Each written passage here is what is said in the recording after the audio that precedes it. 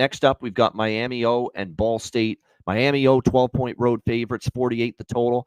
This game also taking place here on Tuesday night, weeknight action begins in earnest. Miami O, man, they have turned into they've turned not turned their season around, but they kind of were disappointing in the early part of the year. But they played Northwestern, Cincinnati, and Notre Dame. That's a pretty tough schedule. They had the 10-point loss at Toledo as well. And then against UMass, we saw them get a 23-20 win there. Meanwhile, they get 3 straight wins and covers, double-digit wins against Eastern Michigan, Ohio, and Central Michigan. And I think the biggest component of these wins is Brett Gabbert is finally playing like Brett Gabbert again. He's finally been throwing the ball, slinging the rock, making plays. They've been running the football extremely well as well. Keon Mosey has really done a nice job for Miami O in the run game. And that offense is starting to play with, we thought the offense with Gabbert back would be pretty solid this year, and starting to finally look that way for Miami O. Meanwhile, you've got Ball State, who, sneaky underdog here these last couple of weeks. They were 27.5-point dogs at Vandy. They won by 10. Now, admittedly, it was a flat spot for Vanderbilt.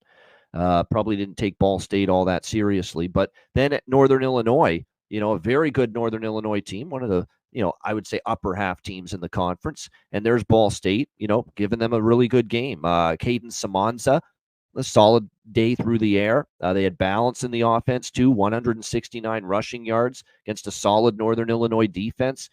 Down to the wire, 25-23 loss, 25-23, I should say, win for Ball State. 51-yard field goal at the end to win that game for Ball State against Northern Illinois. Huge victory for them.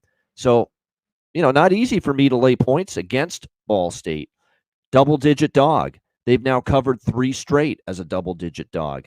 All in MAC, or 2 of them in MAC play. 2-0 ATS as a dog in MAC play. Western Michigan, the undefeated team in conference play, CMAC, the only undefeated team in conference play at 4-0. Ball State took them down to the wire and lost 45-42 against Western Michigan. So, again, this is not easy because Miami's rolling right now. 3-0 straight up and against the spread, all double-digit wins. I don't love stepping in front of teams when they're on that kind of a run, but at the same point in time, Ball State has been an undervalued commodity in recent weeks. They've been able to trade punches with some of the better teams in the conference, beating Northern Illinois, losing to the only undefeated team in conference play, Western Michigan, by 3. I'm kind of leaning home underdog here, Ball State, just because of what I've seen and their ability to step up in class here against, again, the better teams in the conference. They beat one, and they lost to 3 to the other. What do you think here, Connor? Miami O, Ball State. Yeah, I wanted to check this too.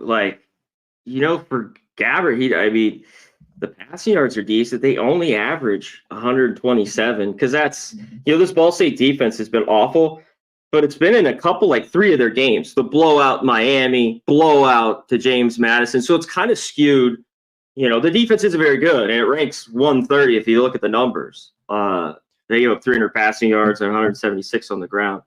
But I like how they played the last few weeks. Like you mentioned, sleepy spot for Vandy, big favorite, cover there, beat Kent State. And then last week, because I think they can have some success here running the football.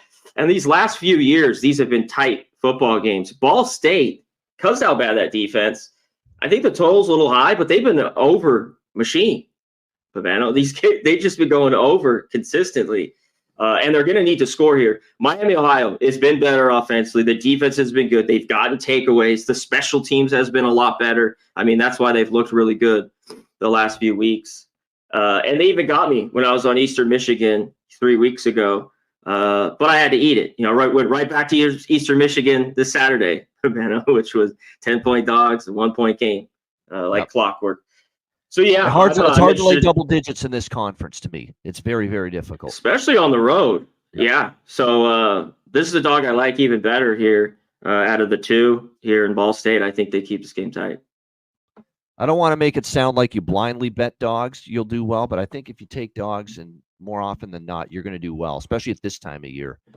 Look at these teams. Yeah. We know Miami O is better than Ball State overall, especially on defense. There's a big difference. Mm. Miami O's a lot better on defense. That could be the concern here, but nevertheless, you've seen Ball State, and in the last game, the game we talked about, Central Michigan, at times step up, especially though Ball State. This is the dog I like more. I don't love Central Michigan that much. I think I could get Yeah, I there agree. with Ball State here in this one. I actually lean to the over because suddenly they're piling up some points now, Miami O.